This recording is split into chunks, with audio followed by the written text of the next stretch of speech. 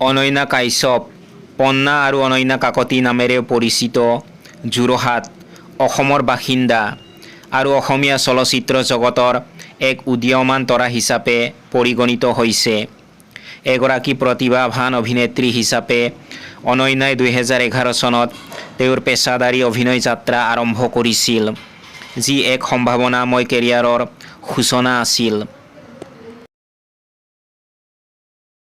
তেওঁৰ জন্ম 1994 চনৰ 2 মাৰ্চত যোৰহাট জিলাত হৈছিল, কিন্তু পিছলৈ তেওঁলোকে গোলাঘাট জিলাৰ বোকাখাতত স্থায়ীভাৱে থাকিবলৈ আহে।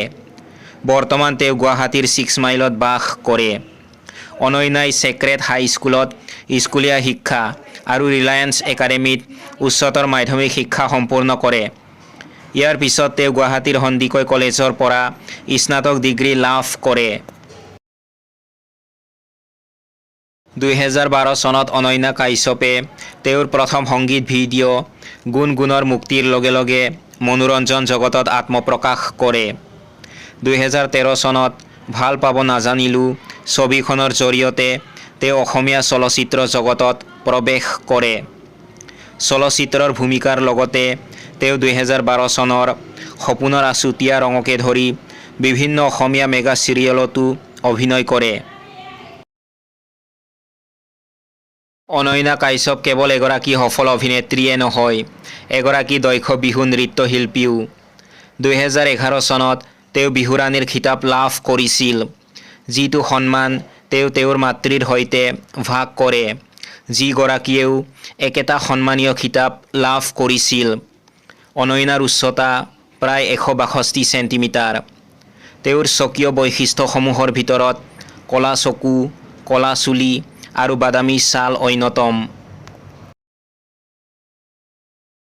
অনন্যাৰ পিতৃ অমৰ কাকতি এজন চৰকাৰী বিষয়া আছিল, আনহাতে তেওঁৰ মাতৃ জিন্তি কাকতি এগৰাকী গৃহিণী।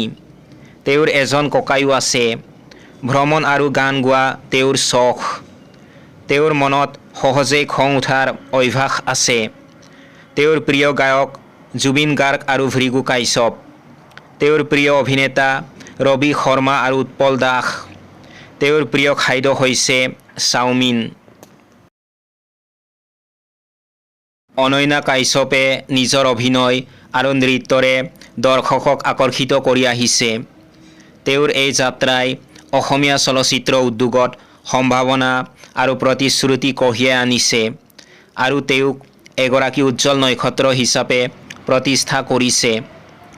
সমালোচনাৰ সন্মুখীন হোৱাৰ পিছতো তেওঁ নিজৰ কেৰিয়াৰত আগবাঢ়ি গৈছে আৰু ভৱিষ্যতে তেওঁৰ পৰা আৰু বহুতো ভাল কাম আশা কৰিব পাৰি।